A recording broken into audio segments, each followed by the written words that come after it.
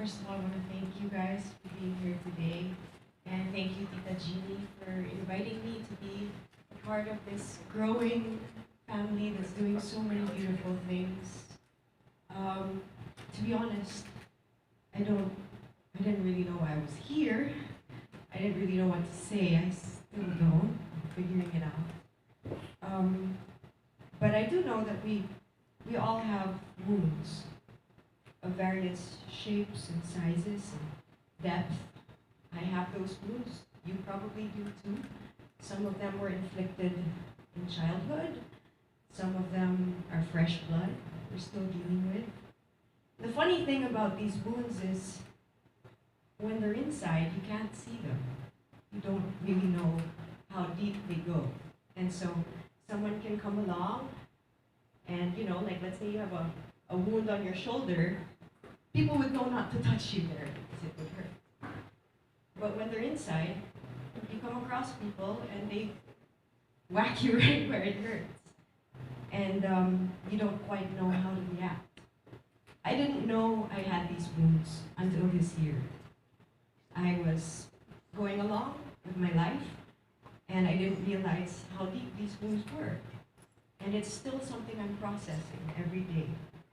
I don't know quite what to do about it, and that's why I'm here. So I just answered my question. It began when I lost my dad. There were so many questions. I didn't know how I lost him. He died in my arms, yes, but the nature of his death is still unresolved. It's something that I was not in a position to file a case about because it would have put me in danger, and it did. I work in an industry where we're constantly, around people, and I was an easy target. I became a target. People were following me, and I was almost kidnapped, and it triggered paranoia. And this is something I never talked about because of my safety. But I was still figuring out what to do with those feelings. I was so angry. I was a different person. And I'm still processing it because it really changed everything about the way I spoke and I moved. For a very controlled type A personality, all of a sudden I was having strange breakdowns in the middle of Glorieta where I couldn't even finish a sentence. And so it reminded me that, hey, there's some fixing that needs to be done. So I started to fix it, but then midway through that, my best friend, who has been my best friend since I was 15, who'd been battling depression for many years. I was there for him and he was there for me through it. One day, he just decided to jump from the 33rd floor of the building where he lived. And I was in the States and I could do nothing. So it sent me back to zero. Just when I thought I was getting out of it, I was sucked back in. And I looked at my life and I said, I'm young. Why do I feel this way? Why do I feel hopeless? Why do I feel like there's nothing I can do? I decided to go to a doctor, a medical doctor first, to figure out what was going on with my body because maybe it was medical.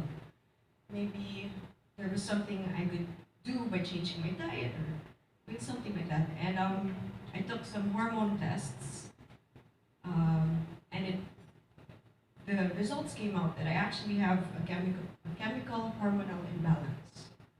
So this is something that a lot of people have. I don't know much about it. I'm not a doctor really, and I'm really just figuring out why I'm here. But I'm glad I took those tests because it told me that there was an imbalance in my brain that sometimes I don't know how to control. And these are things that can be fixed.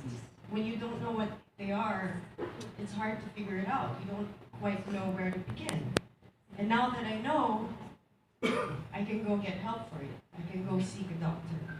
The second step is to go talk to someone. counselor, therapist, Tita Jeannie, the people of Hopeline, the people of Mind Strong, and slowly get help. Because I realized that being a youth member in this generation, modern life has designed it in such a way that many of our friendships are digital. Many of them are virtual. We're not actually there. We don't really have genuine, tactile relationships with people. Maybe because of social media, maybe because we're immersed in work and what we do. But it estranges us from real relationships. And I'm just learning this now, but based on the statistics a while ago, there are a lot of really young people who are suffering from that. And social media sometimes doesn't help. You know, I'm sure you guys have heard that no man is an island, right? And what I'm learning also from going through this, I'm still going through it by the way, I don't have any answers right now, is that sometimes stepping out and meeting other people and listening to their stories or having them listen to yours is everything. You might not have much, but just that moment can be everything for you. So, again, I mean, I'm sorry if what I'm saying is a little bit jumbled. I don't know exactly what I'm doing, but I know that I'm here for a reason. And part of that reason is to listen to you guys.